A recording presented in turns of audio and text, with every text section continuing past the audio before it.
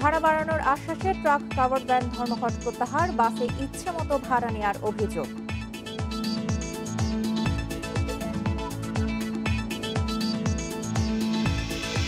সাবেক প্রধান বিচারপতি এস.কে. সিনহার মামলার রায় আজ।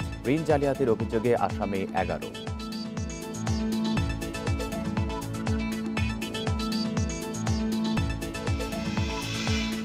ঢাকার বাইরে এখনো শুরু করা যায়নি স্কুল শিক্ষার্থীদের টিকা কার্যক্রম, কবে শুরু তাও নিশ্চিত নয়।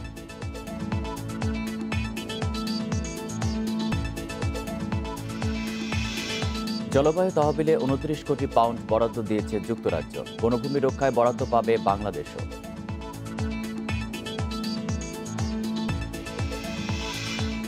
বিশ্বের প্রথম ডিএনএ করোনা টিকা প্রয়োগ করবে ভারত, ইনজেকশন ছাড়াই দেয়া যাবে জাইকোভ-ডি।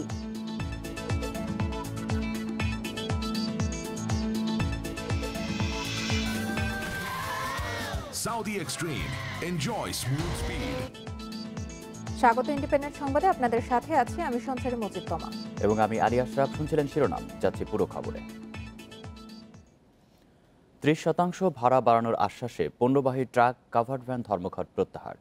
সোমবার রাতে স্বরাষ্ট্র মন্ত্রণালয়ের সভাকক্ষে 2 ঘণ্টার বৈঠক শেষে ঘোষণা দেন মালিক সমিতির নেতারা। তাদের দাবিকে যৌক্তিক বলে মনে করেন স্বরাষ্ট্রমন্ত্রীও। ডিজেল ও কেরোসিনের দাম বাড়ানোর প্রতিবাদে ধর্মঘট ডাকে বাস, লঞ্চ ও ট্রাক কাভার্ড ভ্যান মালিক সমিতি। ভাড়া বাড়িয়ে রোববার ধর্মঘট প্রত্যাহার করে বাস ও লঞ্চ মালিকরা, কিন্তু ভাড়া না বাড়ানোয় ধর্মঘট চালিয়ে যান ট্রাক ও কাভার্ড ভ্যানের মালিকরা।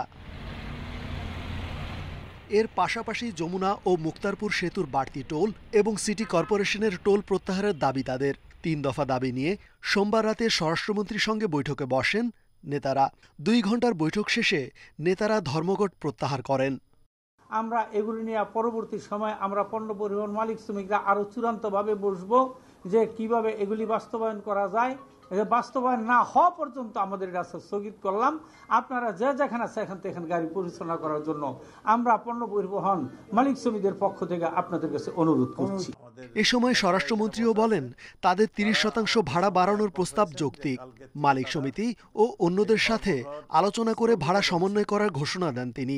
এখন থেকে ধর্মঘট স্থগিত করছেন এবং পরবর্তীতে একটা ফলপ্রসূ আলোচনা, এই যে আমি যাদের কথা বললাম তাদের সঙ্গে আলোচনা করে তারা দ্রুততার সঙ্গে এই আলোচনায় বসবেন এবং আলোচনা করে সিদ্ধান্ত উপনীত হওয়ার পরে ফাইনালি তারা এই ধর্মঘট তারা প্রত্যাহার করতে।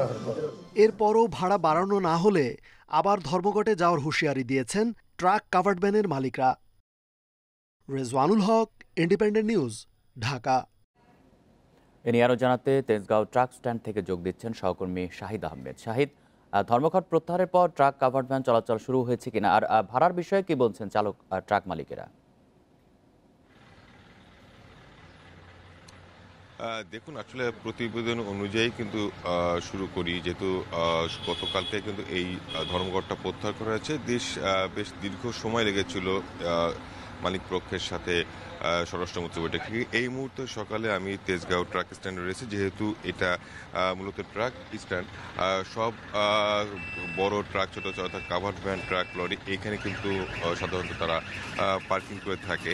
তবে সকালে যেহেতু সকালবেলা, সেক্ষেত্রে এখানে যারা মালিক পক্ষ বা এখানে যারা ক্রেতা অনেক সময় এটা ট্রাক বুকিং দিতে আসে, সেই ধরনের কারোর সাথে এখনো পর্যন্ত দেখা পাওয়া যায় নাই এবং তাদের সাথে কথা বলা সম্ভব হয় নাই। তবে যারা শ্রমিক আছে, অর্থাৎ ট্রাকের ড্রাইভার, হেল্পার, তাদের কয়েকজনের সাথে কথা হয়েছিল। তারা যেটা বলেছিল, যেহেতু গতকাল থেকে ধর্মঘট প্রত্যাহার করা হয়েছে, সেহেতু আজ থেকে যদি তারা ভাড়ার ডাক পান, অর্থাৎ পণ্য পরিবহন বা মালামাল পরিবহনের জন্য তারা যে চুক্তি অপেক্ষায় রয়েছে, এই ধরনের হলে তারা বর্ধিত ভাড়া অনুযায়ী, অর্থাৎ আগে যেই গাড়িটা যদি দৈনিক 1000 টাকা বা 500 টাকা ভাড়া হতো, সেক্ষেত্রে তারা গতকালকে যে 30% ভাড়া বৃদ্ধির যে সিদ্ধান্ত হয়েছে, সেটার সাথে এটা যোগ করে যে বাড়তি ভাড়াটা হয়, সেক্ষেত্রে তারা সেই ভাড়াটা নেবে। আর যেহেতু এর কিছু পাশেই রাজধানী কারণ বাজার সহ অন্যান্য বাজারে যে কাঁচা মালবাহী, অর্থাৎ পণ্যবাহী যে ট্রাক কাভার্ড ভ্যানগুলো আসে ঢাকার বাইরে থেকে, সেইগুলো কিন্তু সকাল বেলা বা মাঝরাত্রে তারা চলে আসে। তারা কিন্তু সেই অনেকটা ভোগান্তির শিকার হয়েছিল যে পণ্যবাহী এই গাড়িগুলো আসতে, কারণ গতকালকে অর্থাৎ সিদ্ধান্ত হওয়ার আগ পর্যন্ত কিন্তু কোনো পণ্যবাহী গাড়ি তেমন আসে না, যেহেতু চূড়ান্ত সিদ্ধান্ত অপেক্ষায় ছিল। তবে এখানে যারা শ্রমিক কর্মচারী আছে তারা যেহেতু বলছে যে 30% ভাড়া বৃদ্ধি করা হয়েছে, এখন নতুন যে ভাড়া চুক্তিটা হবে সাধারণত দেওয়া হবে। আর অর্থাৎ এইখানে যে আসার পরে অর্থাৎ যারা ট্রাক ভাড়া করতে আসবে বা মালামাল সেই ধরনের এখনো পর্যন্ত দেখা পাওয়া যায় না। তবে মালিক না পাইলেও যারা শ্রমিক আছে অর্থাৎ ট্রাকের হেল্পার ড্রাইভার তারা কিন্তু বলছে যে নতুন ভাড়া অনুযায়ী তারা আজ থেকে যে ভাড়া চালাবে তাদের অনুযায়ী, অর্থাৎ সে অপেক্ষায় তারা কিন্তু রয়েছে। আরেকটি বিষয় বলা যায় যে গতকাল পর্যন্ত রাত্রেও আমি দেখেছিলাম যে ঢাকার বাইরে থেকে সিদ্ধান্ত হওয়ার পরপরই অর্থাৎ গভীর রাত্রে যদি আপনাকে বলি রাত্রে 12টা-1টার সময়, সেক্ষেত্রে গাবতলী সহ অন্যান্য প্রবেশ মুখ রাজধানীর সেখানে থেকে পণ্যবাহী ট্রাকগুলো কিন্তু ঢাকাতে প্রবেশ করা শুরু হয়। অর্থাৎ যদি আমরা বলি যে স্বরাষ্ট্রমন্ত্রীর সাথে নেতাদের বৈঠকের কি ফলাফল হয় সেটার জন্য তারা অপেক্ষা করেছিল। যখনই ফলাফল তারা বলছে যে ধর্মঘট প্রত্যাহারের বিষয়ে নীতিগত সিদ্ধান্ত হয়, তারপরে কিন্তু গাবতলী, সায়দাবাদ সহ এই পাশে উত্তর আবদুল্লাপুর সহ যে প্রবেশ দ্বারগুলো রয়েছে সেই দ্বারগুলো থেকে তারা মূলত ঢাকাতে প্রবেশ করা শুরু করে। অর্থাৎ সকালবেলা যদি আপনাকে বলা হয় ধর্মঘট প্রত্যাহার হলো, নতুন যে 30% ভাড়া অনুযায়ী তারা পরবর্তীতে আজ থেকে তারা এই কার্যক্রমটা শুরু করছে। এটাই ছিল এখান থেকে সর্বশেষ। তেজগাঁও থেকে জানাচ্ছিলেন সহকর্মী শাহিদ আহমেদ। এ বিষয়ে আরো জানাতে বেনাপোল থেকে যোগ দিচ্ছেন সহকর্মী এম এ রহিম। রহিম, বেনাপোল স্থলবন্দরে পণ্য পরিবহন স্বাভাবিক অবস্থায় ফিরেছে কিনা, আর এই বিষয়ে চালক আর মালিকরা কি বলছেন?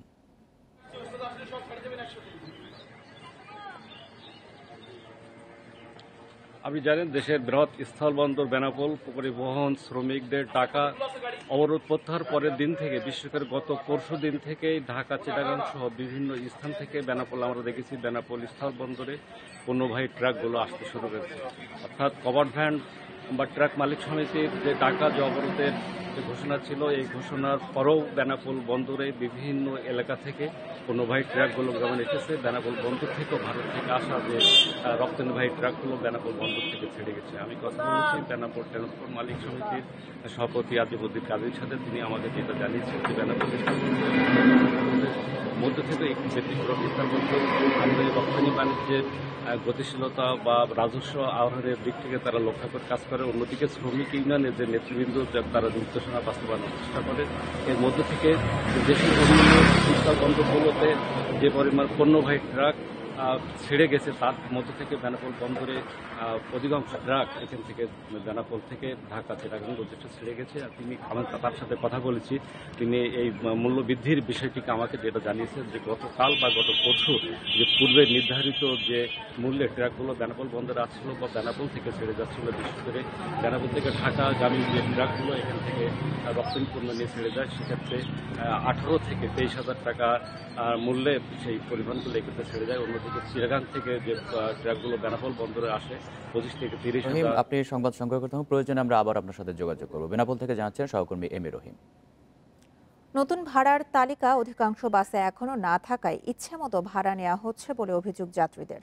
এ নিয়ে প্রায় প্রতিটি বাসেই হচ্ছে বাকবিতণ্ডা, যদিও অভিযোগ অস্বীকার করছেন চালক হেলপাররা। এদিকে যাত্রী কল্যাণ সমিতি বলছে সাধারণ মানুষের কথা চিন্তা না করে পরিবহন মালিকদের সিদ্ধান্তকেই গুরুত্ব দিয়েই ভাড়া বাড়ানো হয়েছে। 3 দিনের পরিবহন ধর্মঘট প্রত্যাহারের পর রোববার সন্ধ্যা থেকেই রাজধানীতে চালু হয় গণপরিবহন। নতুন ভাড়ার বিষয়ে রোববার সিদ্ধান্ত হলেও সোমবারও নতুন ভাড়ার তালিকা পায়নি বাসের চালক হেলপাররা। বাসের মালিক পক্ষ তাদের ভাড়ার নতুন তালিকা দেয়নি, তাই পুরান ভাড়াতেই তারা যাত্রী পরিবহন করছে বলে দাবি চালক হেলপারদের। আমাদের মালিক পক্ষ বলছে যে চার্ট পাইতে হয়তো 2-3 দিন সময় লাগবে, আরো তো ওই 2-3 দিন আমাদের বলছে যে আগের ভাড়াই কাটতে। আমরা চার্ট এখনো পাই নাই, আজকে আমরা এই মাত্র প্রথম সিগন্যাল দিতেছি, এখন আমরা স্টেশনে গেলে তারপর বোঝা যাইব। চার্ট আমরা এখনো পাইছি না স্যার, অন্য টিকিট মাত্র 5টা টিকিট আইছি। যদিও যাত্রীরা অভিযোগ করছেন তাদের কাছ থেকে 1.5 গুণ পর্যন্ত ভাড়া নেওয়া হচ্ছে। হঠাৎ ভাড়া বৃদ্ধিতে ক্ষুব্ধ যাত্রীরা।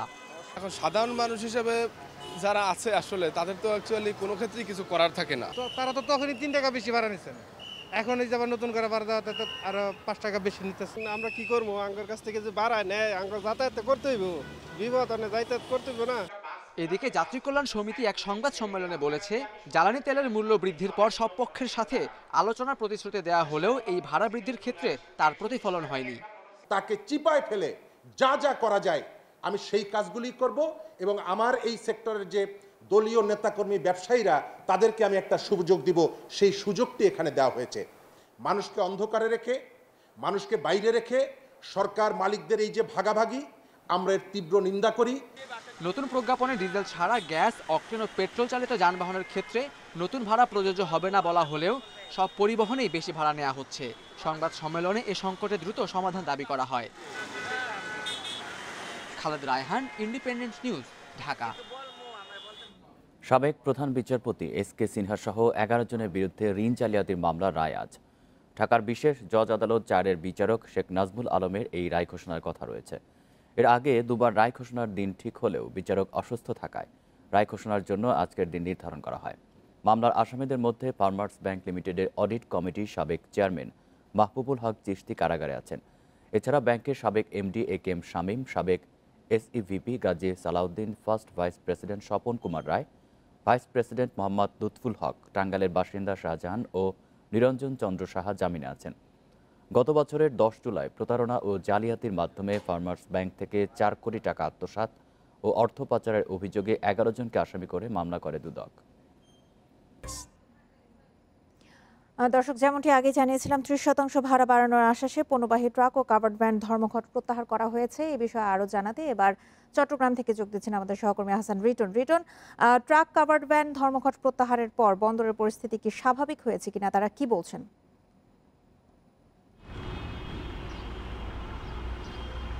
দেখুন, কালকে বিকেল পর্যন্ত আসলে চট্টগ্রাম বন্দরে যে সমস্ত পণ্যবাহী ট্রাক কাভার্ডমেন্টগুলো ছিল সেগুলো কার্যত আসলে একদম অচল ছিল। আমরা দেখেছি সন্ধ্যার পরে যখন ঢাকার বৈঠকে একটি আশ্বাস আসার পর তারা আসলে তাদের যে কার্যক্রম সেটি পুরোদমে শুরু করেছে। বন্দর কর্তৃপক্ষ বলছে আসলে গত 3 দিন ধরে পণ্য পরিবহন না চলাচল করার কারণে সেখানে আসলে প্রচুর কন্টেনার এবং প্রচুর পণ্য আটকে ছিল, যেগুলো কালকে সন্ধ্যার পর থেকে আসলে ক্রমশ স্বাভাবিক হতে থাকে এবং এই মুহূর্তে আসলে সেখানে পুরোদমে যে কার্যক্রম চলার কথা সেটি চলছে। আমরা আসলে কাভার্ডমেন্ট মালিক শ্রমিকদের সঙ্গে কথা বলে যেটি জেনেছি সেটি হচ্ছে তাদের কাছ থেকে বিভিন্ন যে সমস্ত দাবিগুলো ছিল সেই দাবিগুলো এখনও পুরোপুরি মানা না হলেও যেটুকু আশ্বাস গতকালকে তাদেরকে দেওয়া হয়েছে সেই আশ্বাসের ভিত্তিতে তারা তাদের ধর্মঘটটি স্থগিত করেছেন এবং তারপরে বন্দরসহ যেখান থেকে তারা আসলে পণ্য ডেলিভারি করার কথা, যেখান থেকে পণ্য ওঠানামা করার কথা সেগুলো করছেন। এবং গতকালকে রাতে আমরা দেখেছি আসলে সীমিত পরিসরে কিছু পণ্যবাহী কন্টেইনার বন্দর থেকে বেরিয়েছে। এখন সকাল হয়েছে, কিছুক্ষণ পর হয়তো পুরোদমে হয়তো সেই কাজটি শুরু হবে। এই মুহূর্তে আমরা আছি হচ্ছে চট্টগ্রামের লালখান বাজার এলাকা। আপনি এখানে এই মুহূর্তে হয়তো কোনো কাভার্ডমেন্ট আমরা দেখাতে পারছি না, যেহেতু একেবারে সকালবেলা।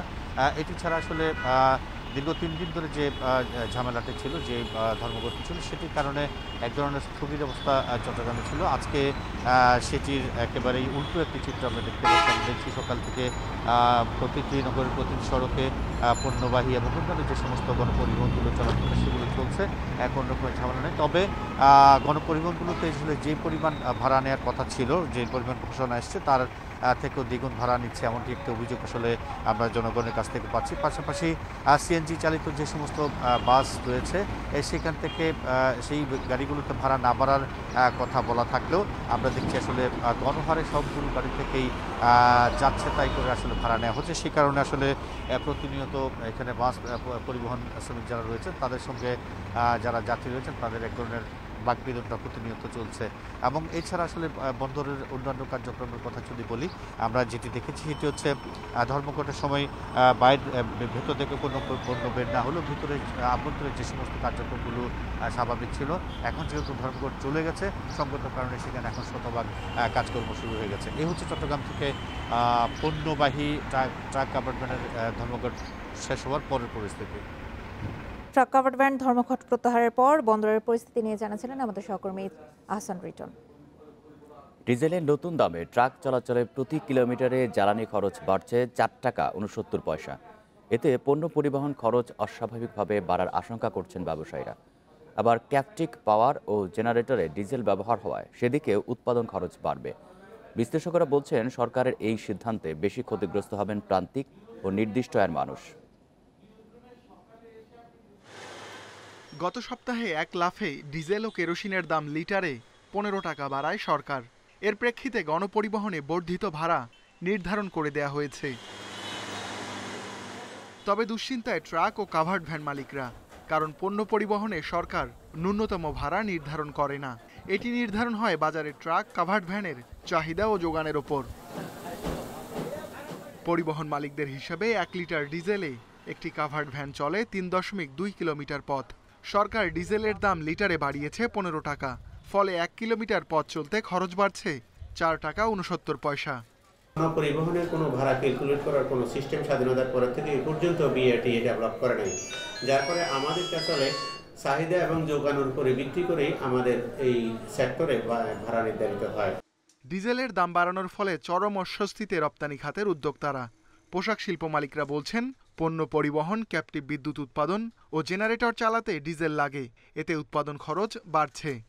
তো সবকিছু মিলে আমার কস্টিং, ম্যানুফ্যাকচারিং কস্ট কিন্তু বেড়ে যাচ্ছে, কিন্তু এই কস্টটা কিন্তু আমি এই মুহূর্তে বায়ারদের সাথে সমন্বয় করার কোনো সুযোগ পাচ্ছি। এই সময়ে এই বৃদ্ধিটা আমাদের কাছে যুক্তিসঙ্গত মনে হয়নি এবং সময় উপযোগী মনে হয়। এদিকে বিশ্লেষকেরা বলছেন, আমদানি করা ও দেশে উৎপাদিত পণ্য দুটোরই দাম বাড়বে ডিজেলের নতুন দামেই। এই ধরনের পণ্যের দাম যখন বাড়ে তখন এটার অভিঘাতটা মূলত কিন্তু যারা প্রান্তিক মানুষ আছেন, দরিদ্র মানুষ আছেন এবং একই সাথে যারা নির্দিষ্ট আয়ের মানুষ আছেন তাদের উপরে এটার প্রভাবটা বেশি। বিশ্লেষকেরা বলছেন, জ্বালানি তেলের মূল্যবৃদ্ধি করোনার আঘাত থেকে অর্থনীতির পুনরুদ্ধার প্রক্রিয়াকে বাধাগ্রস্ত করবে। এ অবস্থায় সরকারকে ভর্তুকি বাড়ানোর পরামর্শ দিয়েছেন তারা। Ruhul Amin, independent news, Dhaka. আইন লঙ্ঘন করে জ্বালানি বিভাগ তেলের দাম বাড়িয়েছে বলে অভিযোগ ভোক্তা অধিকার সংগঠন ক্যাবের। দাম বৃদ্ধির প্রজ্ঞাপন বাতিল করা না হলে আইনের আশ্রয় নেওয়ার হুঁশিয়ারি দিয়েছে সংগঠনটি। সোমবার এক অনলাইন সংবাদ সম্মেলনে এসব দাবি জানানো হয়। বাংলাদেশ এনার্জি রেগুলেটরি কমিশন আইন 2003-এর 34-এর 4 উপধারা অনুযায়ী কমিশন লাইসেন্সি এবং অন্যান্য স্বার্থ সংশ্লিষ্ট পক্ষের সাথে শুনানির পর ট্যারিফ নির্ধারণ করবে। এ আইন অমান্যে অর্থ ও কারাদণ্ডের বিধান রয়েছে।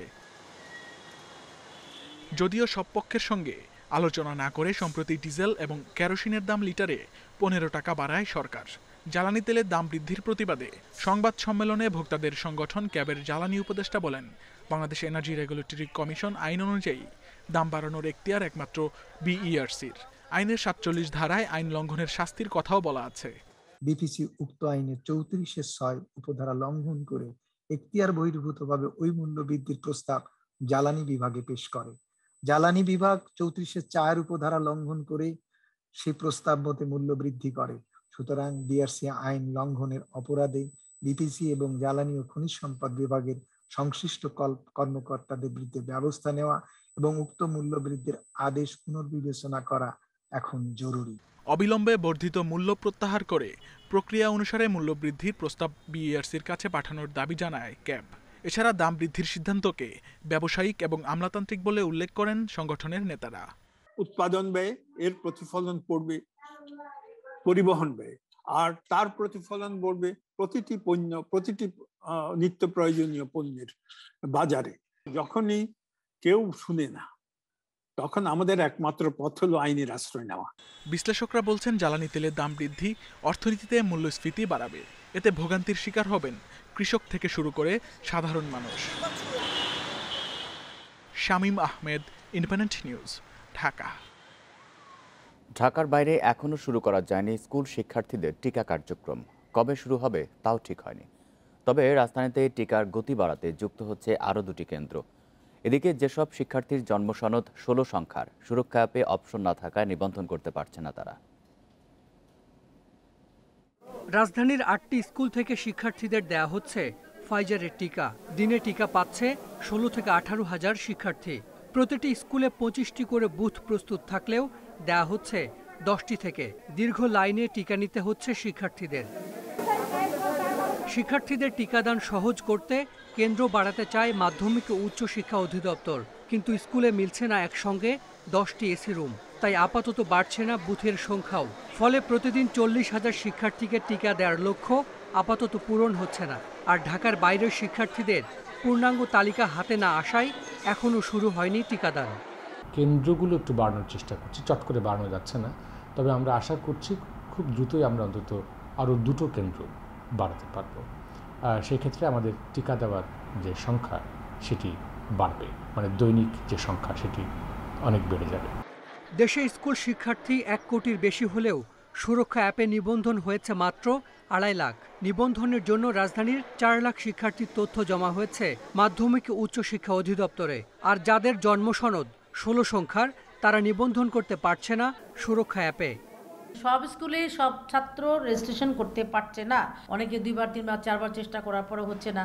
এখন এটা আবার তাদের যাদের হয়নি তাদের নামের তালিকা আবার পাঠাতে বলছে। শুলো না, আমরা শুধু 17 জনই নিবন্ধন করছি। এই প্রবলেমটা আমাদের নিবন্ধন শুরু হওয়ার আগেই আমরা আজ করতে পেরেছিলাম। আমাদের স্টুডেন্টদের আমরা বলেছি তোমরা 17 ডিজে নিবন্ধন করে আসো। তবে জন্ম সনদ নিয়ে জটিলতা অবসানের উদ্যোগের কথা জানিয়েছে মাধ্যমিক ও উচ্চ শিক্ষা অধিদপ্তর। আমরা ইতিমধ্যে আইসিটি মন্ত্রণালয়কে এই বিষয়ে অনুরোধ করেছি, তারা একটা ব্যবস্থা নেবেন যাতে সবাই যেরকমই থাক জন্ম নিবন্ধন নম্বর, তারা যেন এই রেজিস্ট্রেশনের কাজটি করতে পারে। দেশে 12 থেকে 17 বছর বয়সী শিক্ষার্থীদের করোনা টিকা দেয়া শুরু হয় 14 অক্টোবর। এ পর্যন্ত টিকা পেয়েছে প্রায় 1 লাখ শিক্ষার্থী। অগ্রাধিকার দেয়া হচ্ছে মাধ্যমিক ও উচ্চ মাধ্যমিক পরীক্ষার্থীদের। Hasan Misbah, independent news, Dhaka. এবছর প্রাথমিক বিদ্যালয়ের শিক্ষার্থীদের বার্ষিক পরীক্ষা হবে না। শ্রেণীভিত্তিক নিজ নিজ প্রতিষ্ঠানের মূল্যায়নের মাধ্যমে শিক্ষার্থীদের পরবর্তী শ্রেণীতে উত্তীর্ণ করা হবে, এমন সিদ্ধান্ত নিয়েছে প্রাথমিক ও গণশিক্ষা মন্ত্রণালয়। দীর্ঘ 1.5 বছর পর গত 12 সেপ্টেম্বর থেকে স্কুল খুলেছে। তবে এবছর প্রাথমিক সমাপনী পরীক্ষা হবে না, সেই সঙ্গে বার্ষিক পরীক্ষাও হচ্ছে না প্রাথমিক বিদ্যালয়ের শিক্ষার্থীদের। শিক্ষকরাই ক্লাসরুমে শিক্ষার্থীদের মূল্যায়ন করবেন। বাড়ির কাজ, শ্রেণীকক্ষের পারদর্শিতা এবং ওয়ার্কশিটের মাধ্যমে এই মূল্যায়ন হবে। সেই সঙ্গে ডিসেম্বরে শিক্ষার্থীদের ক্লাসের সংখ্যাও বাড়ানো হবে। আপনারা জানেন আমরা তো ওয়ার্কশিট দিয়েছিলাম, সেই ওয়ার্কশিটগুলো আছে এবং আমাদের নিয়মিত ক্লাসগুলো হচ্ছে। মূল্যায়নের ভিত্তিতে উচ্চতর ক্লাসে পাঠার ব্যবস্থা করব। শিক্ষকরা বলছেন শ্রেণীভিত্তিক মূল্যায়নের সব প্রস্তুতি তাদের নেওয়া আছে। এক্সিলারেটেড রিমেডিয়াল লার্নিং প্ল্যানের মাধ্যমে আমরা যে পাঠদান করেছি তার মাধ্যমে মূল্যায়ন করতে সকল প্রাথমিক বিদ্যালয়ের শিক্ষকগণ প্রস্তুত রয়েছে। শিক্ষা গবেষকরা বলছেন এটি ভালো উদ্যোগ। প্রাথমিক পর্যায়ে পরীক্ষা কমাতে হবে, এ ধারা অন্যান্য বছরও বহাল রাখার পক্ষে তারা। একটা অ্যাসেসমেন্ট হওয়া দরকার, হোক, কিন্তু সেটা আমি বারবার বলি যে সেটা বিদ্যালয় ভিত্তিক হওয়ার জন্য আমি বলছি যে সেটা বিদ্যালয়ই করে দেখ, একবারে ঘটা করে আনুষ্ঠানিকতা করে যে একবার সারা দেশব্যাপী একযোগে একটা উৎসব করে অনুষ্ঠান করে পরীক্ষা নেওয়া, এটার কোনো মানে হয় না। সশরীরে ক্লাসের পাশাপাশি ডিজিটাল মাধ্যমেও ক্লাস চালিয়ে পড়াশোনার ঘাটতি পূরণ করা হবে বলে জানিয়েছে প্রাথমিক ও গণশিক্ষা মন্ত্রণালয়। নূরে আলম, ইন্ডিপেন্ডেন্ট নিউজ, ঢাকা।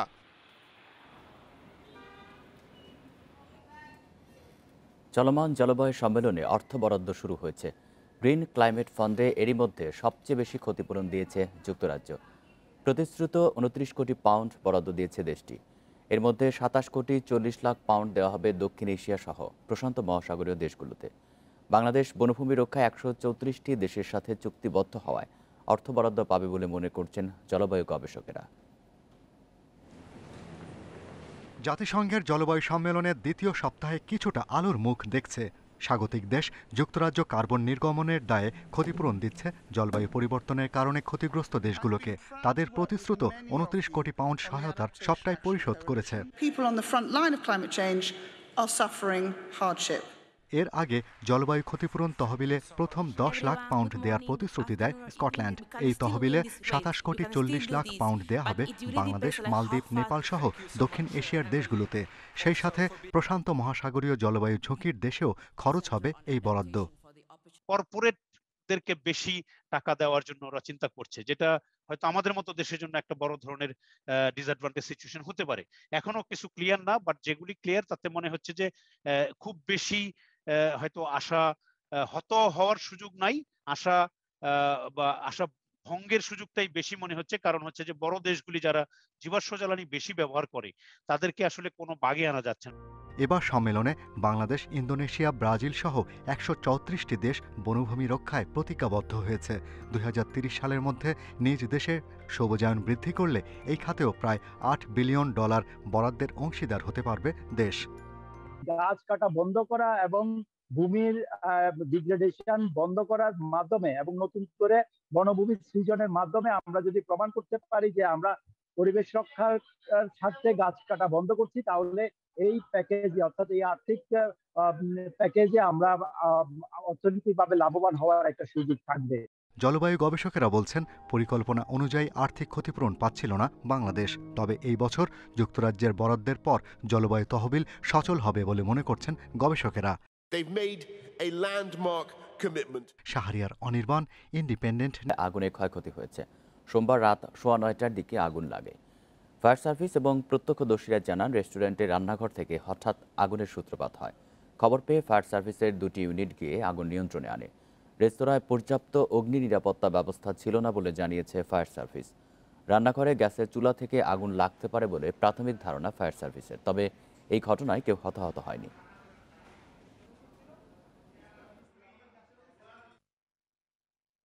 আমাকে ভিতর থেকে ধোঁয়া বাইর হলো, আমরা তাড়াতাড়ি দৌড়ে এসে দেখলাম যে আগুন লাগছে। রেস্টুরেন্টের থেকে মনে করেন যথেষ্ট পরিমাণ নিভানোর চেষ্টা করছে। এট লাস্ট তারপর ফায়ার সার্ভিস ফোন করা হয়েছে, ওনারা আসলো, দেন আল্লাহর রহমত আমরা এটা করতে পারছি, আর কোনো ক্ষয়ক্ষতি হয়নি। ক্ষমতাসীন দল মনোনীত ও দলের বিদ্রোহী প্রার্থীদের পাল্টাপাল্টি অভিযোগের মধ্য দিয়ে চলছে ইউপি নির্বাচনের প্রচারণা। ভোটারদের কাছে নানা উন্নয়নের প্রতিশ্রুতি দিচ্ছেন প্রার্থীরা। নির্বাচন কমিশন বলছে, শান্তিপূর্ণ পরিবেশে ভোট গ্রহণের সব ধরনের ব্যবস্থা নেওয়া হয়েছে।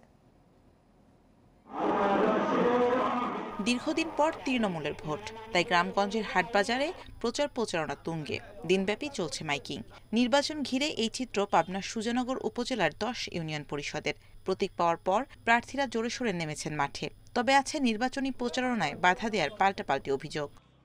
যার ভোট সেই যাকে খুশি তাকে দিবে। সরকার যদি সুষ্ঠু ভোটের একটা করে দেয়, তাহলে আমি বিপুল ভোটে জিতব। এলাকার উন্নয়নে কাজ করবে এমন প্রার্থী বেছে নিতে চান ভোটাররা। আমরা শান্তিপূর্ণভাবে ভোট দেব, যাকে খুশি তাকে দেব। দেশ একতা যৌথভাবে বসবাস করতে পারবি, আমরা সেইটাই প্রত্যাশা করি। সুষ্ঠু নির্বাচনের স্বার্থে এরই মধ্যে সব প্রস্তুতি নেওয়া হয়েছে বলছে জেলা নির্বাচন কর্মকর্তা। এই নির্বাচন অবাধ, নিরপেক্ষ, সুষ্ঠু এবং আইনানুগভাবে সম্পন্ন করার জন্য নির্বাচন কমিশন ইতিমধ্যে সকল প্রস্তুতি সম্পন্ন করেছে। প্রতীক বরাদ্দের পর থেকেই প্রচারে মুখর গোপালগঞ্জের কাশিয়ানী উপজেলার 14 ইউনিয়ন। পোস্টার ব্যানারে ছেয়ে গেছে অলিগলি। প্রার্থীরা ছুটছেন ভোটারদের দুয়ারে। রাতল ইউনিয়নকে একটা মাদক মুক্ত ইউনিয়ন হিসেবে ঘোষণা করতে পারি। স্থানীয় সরকারের যে কাজগুলো, সেই কাজগুলো ঠিকঠাকভাবে করাটাই বড় প্রতিশ্রুতি।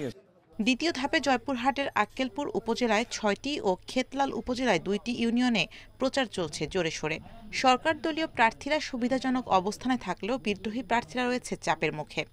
জোর করে ভোট নিতে হবে না, জিন্দাপি ভালোবেসে আমাকে ভোট দেবে, এই ধরনের কোনো গন্ডগোল জিন্দাপি হবে না। বর্তমান সরকারের বোধোদয় হবে, তারা নিরপেক্ষ একটা নির্বাচন ব্যবস্থার সৃষ্টি করবে। এদিকে যশোরের শার্শা ডিহি ইউনিয়নে প্রার্থীর ছড়াছড়িতে হাঁপিয়ে উঠছে ভোটাররা। একই ইউনিয়নে প্রতিদ্বন্দ্বিতা করছে 11 জন, সবাই দিচ্ছেন উন্নয়নের প্রতিশ্রুতি।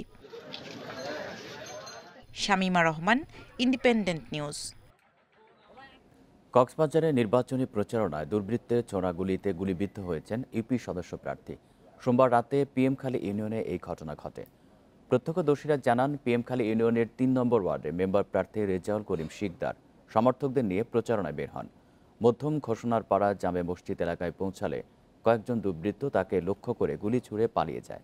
পরে সমর্থকেরা তাকে উদ্ধার করে সদর হাসপাতালে ভর্তি করে। তার অবস্থা আশঙ্কাজনক বলে জানিয়েছেন চিকিৎসকেরা।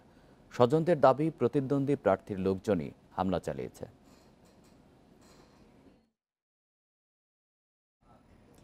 বন্যা নিয়ন্ত্রণ বাঁধে ভাঙনের কারণে বরিশাল অঞ্চলে প্রতি বছরই বাড়ছে বন্যা কবলিত এলাকা। এবছর বিভাগের 91টি নদীতে বাঁধের 79টি পয়েন্টে নতুন করে ভাঙন দেখা দিয়েছে। বাঁধ সংস্কার ও রক্ষার কাজে প্রতি বছর গড়ে 100 কোটি টাকা ব্যয় হচ্ছে বলছে পাউবো। তবে তেমন কোনো সুফল না মেলায় নতুন বাঁধ নির্মাণের দাবি ভুক্তভোগীদের। নদীপথে বরিশালের প্রবেশদ্বার হিসেবে পরিচিত সদর উপজেলার শায়েস্তাবাদে এই রক্ষা বাঁধ নির্মিত হয় 1996 সালে। তবে দফায় দফায় ভাঙনে এখন বিপর্যস্ত বাঁধটি। 11.5 কিলোমিটার দীর্ঘ বাঁধের 3.5 কিলোমিটার অংশেই রয়েছে ফাটল। স্বাভাবিক জোয়ারের সময় বাঁধের ভাঙা অংশ দিয়ে পানি ঢুকে প্লাবিত হচ্ছে বিস্তীর্ণ এলাকা। এ পর্যন্ত 4 দফা সংস্কার করেও ঠেকানো যায়নি ভাঙন। বাঁধ ভাঙার আমাদের এই ঘর বাড়ি শেষ হয়ে গেছে, তারপরে জমি জমার ধান পান নষ্ট হয়ে গেছে, ধান পান বিস্ফেরা এটি নষ্ট হয়ে যেতেছে। তারপর ঘর বাড়িতে আমার বিভিন্ন সমস্যা। স্যার, আমি নদীর কাছে আমার বাসা, আমার ঘর বাড়িতে আমি ভাত খেতে পাই, পানি উঠতে যায় আমার ঘরে। পাওয়ার তথ্য মতে বরিশালের 6 জেলায় বন্যা নিয়ন্ত্রণ, নদী রক্ষা ও উপকূলীয় বাঁধে 361 পয়েন্টে ফাটল রয়েছে। বাঁধ নির্মাণ ও রক্ষণাবেক্ষণে অযত্ন ও অবহেলার অভিযোগ ভুক্তভোগীদের। এই বাঁধ ভাঙাতে আমাদের অনেক সমস্যা হইতেছে, কৃষির, বাড়িঘর, আমাদের জমি জমা, অনেক কিছু।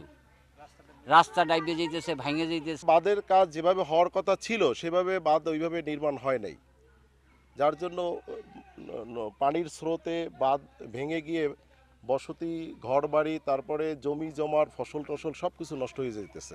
পাওবা বলছে গত অর্থ বছরে প্রায় 100 কিলোমিটার বাঁধ মেরামতের কাজ হয়েছে। এই অর্থ বছরে রয়েছে শতাধিক বাঁধ সংস্কার প্রকল্প। নদী তীরও ক্ষতিগ্রস্ত হচ্ছে, বাঁধও ক্ষতিগ্রস্ত হচ্ছে।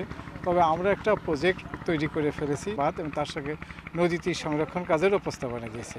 আর আমরা যে কাঠামোর পাশে দাঁড়িয়ে আছি, এটাও আমরা বাজেটের প্রস্তাবনা আমরা দিয়েছিলাম।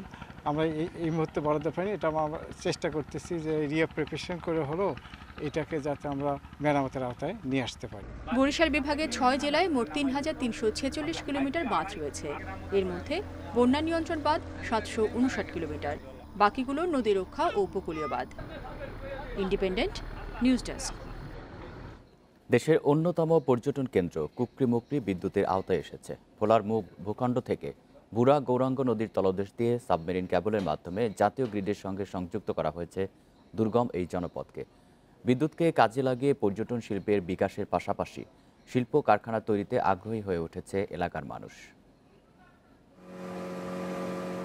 মিনি সুন্দরবন নামে পরিচিত চর কুকরিমুকরির ম্যানগ্রোভ বনাঞ্চলের প্রাকৃতিক সৌন্দর্য উপভোগ করতে দেশের বিভিন্ন এলাকা থেকে প্রতিদিন বহু পর্যটক আসেন ভোলার এই জনপদে। চারদিকে পানি বেষ্টিত ছোট এই দ্বীপটির মনোরম দৃশ্য পর্যটকদের কাছে আকর্ষণীয়। বিদ্যুৎ না থাকায় দ্বীপটিতে রাত্রিযাপন ছিল বিড়ম্বনার। রিসোর্টগুলোতে নিজস্ব জেনারেটরের মাধ্যমে 2-4 ঘন্টার জন্য রাতে বিদ্যুতের ব্যবস্থা করা সম্ভব হলেও দিনের পুরোটাই থাকতে হতো বিদ্যুৎ ছাড়া। এখন সার্বক্ষণিক বিদ্যুৎ চালু হওয়ায় পর্যটকদের সুযোগ সুবিধা অনেকাংশে বেড়ে গেছে। আগে আপনার জেনারেটর চালাইতাম, তৈল খরচাটা বেশি যেত, আর এখন বিদ্যুৎ হওয়ানে তৈল খরচাটা অনেক কম। হ্যাঁ, এখন বিদ্যুৎ অনেক ভালো হয়েছে, আমরা এসি চালাইতে পারতেছি। চর কুকরিমুকরি বিদ্যুতের কারণে আমরা বড় এক চার্জ দিতে পারি, ও যারা বেড়াইতে আসে তখন আমরা আরামসে ঘুরতে পারি। আনুষ্ঠানিকভাবে বিদ্যুৎ চালু হওয়ার আগেই ব্যবহারের সুযোগ পাওয়ায় খুশি গ্রাহকরা। বিদ্যুৎ সুবিধা পাওয়ায় তাদের জীবনযাত্রায় এসেছে ব্যাপক পরিবর্তন। এই বিচ্ছিন্ন এলাকায় আমরা কখনো কল্পনাও করতে পারি নাই যে এই এলাকায় বিদ্যুৎ আসবে। আগে বিদ্যুৎ ছিল না, হারিকেন জ্বালায় আমরা লেখাপড়া করতাম, খুব কষ্ট হইতো। এখন বিদ্যুৎ আসাতে আমাদের অনেকটা সুবিধা হয়েছে। নদীর তলদেশ থেকে সাবমেরিন কেবলের সঞ্চালন লাইন উঠে এসে গভীর বন ভেদ করে গ্রাহকদের দ্বারে দ্বারে পৌঁছেছে বিদ্যুৎ। এখনো বাকি আছে কিছু কাজ, আগামী ডিসেম্বরে শেষ হবে পুরো কাজ। ব্যাপক উন্নতি হচ্ছে এবং মানুষ এই অফগ্রিড এলাকায় সহজে বিদ্যুৎ পেয়ে তারা আত্মহারা এবং আনন্দিত। তারা আমাদেরকে বলছে যে আমরা কল্পনাই করতে পারি না এত সহজে আমরা এই বিদ্যুৎ সরবরাহ পাবো। এই জন্য তারা বর্তমান সরকারকে অশেষ ধন্যবাদ জ্ঞাপন করছে। চর কুকরিমুকরি সহ আশপাশের 16টি চরে 1428 কিলোমিটার বিদ্যুৎ সঞ্চালন লাইন স্থাপন করা হয়েছে। এতে 40,000 গ্রাহক বিদ্যুৎ সুবিধার আওতায় আসবে, যার ব্যয় 387 কোটি টাকা। Independent news desk. মেহেরপুরে দিনে গরম আর রাতে শীত অনুভূত হচ্ছে। আবহাওয়া পরিবর্তনের সাথে সাথে বেড়েছে ঠান্ডাজনিত নানা রোগের প্রকোপ। আক্রান্তের বেশিরভাগই শিশুরা। হাসপাতালের ওয়ার্ডে তিল ধারণের ঠাঁই নেই। এ সময় অভিভাবকদের বাড়তি সতর্কতার পরামর্শ দিচ্ছেন চিকিৎসকেরা।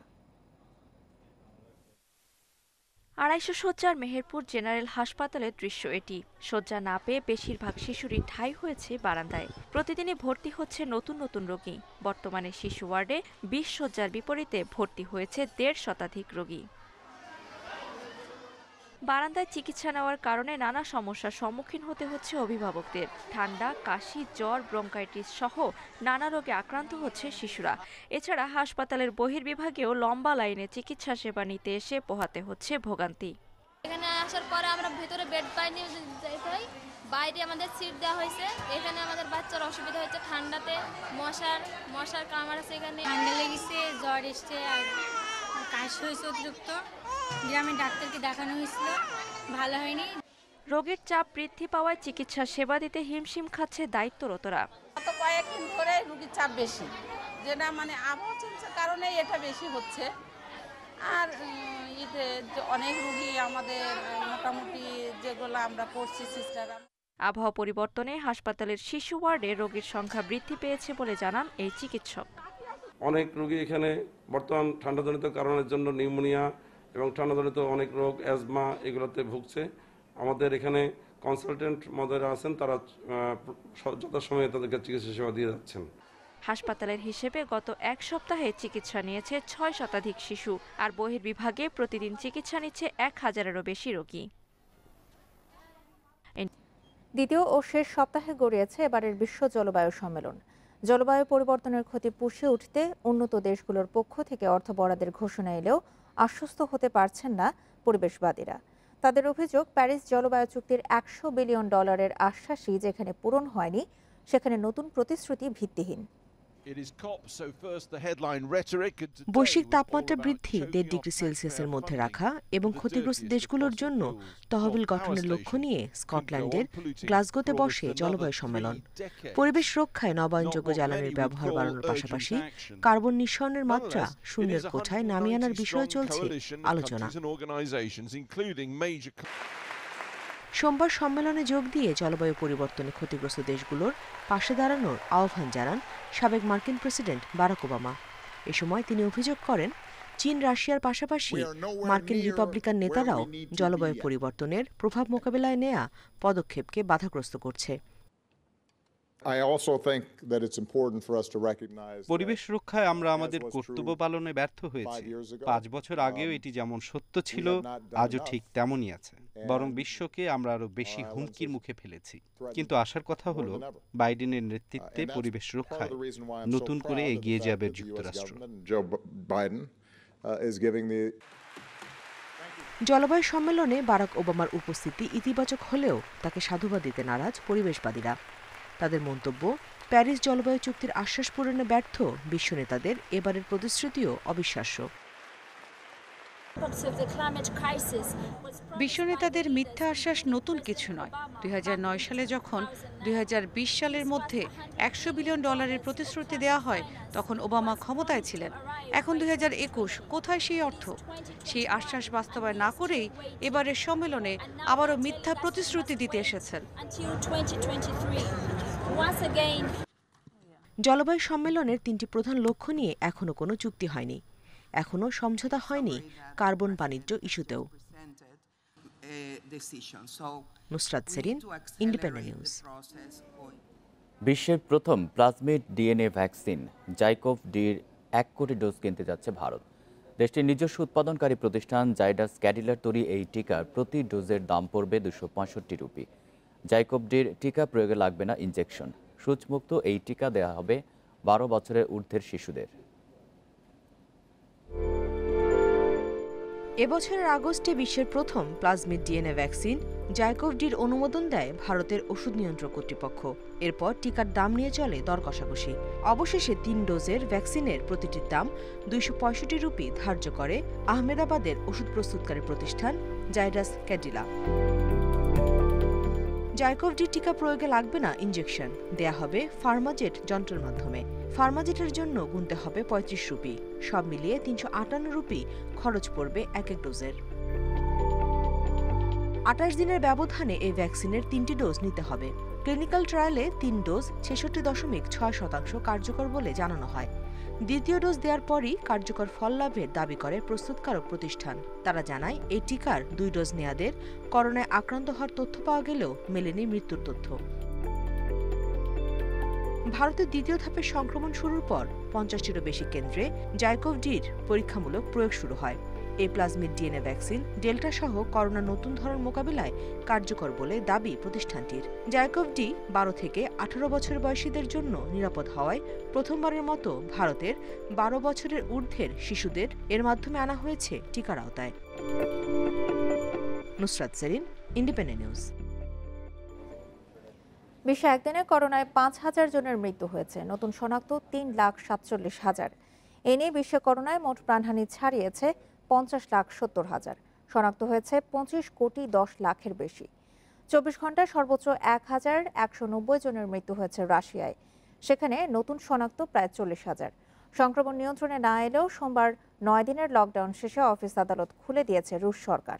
এদিকে ভারতে তৈরি কোভ্যাক্সিন, চীনের সিনোভ্যাক এবং সিনোফার্ম টিকাপ্রাপ্তদের দেশে প্রবেশের অনুমতি দিয়েছে যুক্তরাজ্য। নভেম্বরের 22 তারিখ থেকে সংযুক্ত আরব আমিরাত, মালয়েশিয়া এবং ভারতের পর্যটকদের জন্য ভ্রমণ নিষেধাজ্ঞা তুলে নেওয়া হবে বলেও জানায় তারা। আফগানিস্তানে দিন দিন তীব্র হচ্ছে খাদ্য সংকট। জাতিসংঘের বিশ্ব খাদ্য কর্মসূচির তথ্য মতে দেশটিতে দুর্ভিক্ষ সদৃশ জীবন কাটাচ্ছে 87 লাখ মানুষ, যা গত বছরের তুলনায় 30 লাখ বেশি। চরম মানবিক সংকটের জন্য দীর্ঘদিন ধরে চলা অর্থনৈতিক সংকটকে দায়ী করছেন বিশ্লেষকেরা। যুদ্ধ পরিস্থিতির কারণে কয়েক দশক ধরে বিপর্যস্ত আফগানিস্তানের অর্থনীতি। যুক্তরাষ্ট্র সমর্থিত সরকারের আমলেও খুব একটা উন্নতি হয়নি পরিস্থিতির। দীর্ঘদিন ধরে চলা খরা দুর্ভোগে যোগ করেছে বাড়তি মাত্রা। এমন পরিস্থিতিতে 15 আগস্ট কাবুল তথা গোটা দেশের দখল তালেবানের নিয়ন্ত্রণে চলে যাওয়ায় বেড়েছে বিপত্তি। দেশটিতে সহায়তার অর্থপ্রবাহ বন্ধ করে দিয়েছে আন্তর্জাতিক সম্প্রদায়। আফগান কেন্দ্রীয় ব্যাংকের রিজার্ভের প্রায় $1,000 কোটি যুক্তরাষ্ট্র আটকে দেওয়ার পর হাত গুটিয়ে নেয় আন্তর্জাতিক মুদ্রা তহবিল IMF। আন্তর্জাতিক মহলের অসহযোগিতার খেসারত দিচ্ছে বৈদেশিক সহায়তার উপর নির্ভরশীল আফগানিস্তানের মানুষ। জাতিসংঘের হিসেবে আফগানিস্তানের 60% মানুষ তীব্র খাদ্য ঘাটতিতে রয়েছে। দুর্ভিক্ষ সদৃশ জীবন কাটাচ্ছে 87 লাখ, যা গত বছরের তুলনায় 30 লাখ বেশি। হাসপাতালে বাড়ছে পুষ্টিহীন শিশুরোগীর সংখ্যা। গত 2-3 মাস ধরে পুষ্টিহীন শিশুর সংখ্যা বাড়ছে। অভিভাবকরা জানিয়েছেন অর্থাভাবে ঠিকমতো খাবার জোটে না তাদের। বিশ্লেষকরা বলছেন বিদেশে আটকে থাকা আফগান সম্পদ ও বিদেশি সহায়তা বন্ধ হয়ে যাওয়ায় লাখো আফগান মাস শেষে পারিশ্রমিকটুকুও পাচ্ছেন না। ফলে মেটানো যাচ্ছে না মৌলিক চাহিদা, বাড়ছে খাদ্য ঘাটতি, অপুষ্টির শিকার শিশুর সংখ্যা। Nusrat Serin, Independent News. Super 12-এর নিয়ম রক্ষার ম্যাচে নামিবিয়াকে 9 উইকেটে হারিয়ে বিশ্বকাপ মিশন শেষ করল ভারত। 133 রানের টার্গেট 28 বল আগেই টপকে যায় টিম ইন্ডিয়া। দুবাইয়ে পঞ্চম ওভারে ব্রেক থ্রু দেন জসপ্রীত বুমরা। এরপর রবিচন্দ্রন অশ্বিন, জাদেজা ও স্পিনের কল্যাণে নামিবিয়া বিধ্বস্ত হয়। নিয়মিত উইকেট হারিয়ে মন্থর হয় রানের গতি। ওপেনার স্টেফান বার্ড আর ডেভিড ভিসার কল্যাণে 100 পার করেছে নামিবিয়া। জবাবে রোহিত শর্মার ঝোড়ো ব্যাটিংয়ে ছোট টার্গেট আরও সহজ হয়েছে। 56 করেন রোহিত। সূর্যকুমার যাদবকে সাথে নিয়ে বাকি কাজ সারেন লোকেশ রাহুল। সূর্যকুমার 25 আর রাহুল অপরাজিত থাকেন 54 রানে। এই ম্যাচ দিয়ে টি-20-র নেতৃত্ব ছাড়লেন বিরাট কোহলি আর কোচের পদ থেকে সরে গেলেন রবি শাস্ত্রী। আর ছিল এখনকার মতো ইন্ডিপেন্ডেন্ট সংবাদে। ইন্ডিপেন্ডেন্ট টেলিভিশনের সব খবরের আর বিস্তারিত জানতে চোখ রাখুন ফেসবুক, ইউটিউব এবং টুইটারে। ধন্যবাদ সবাইকে।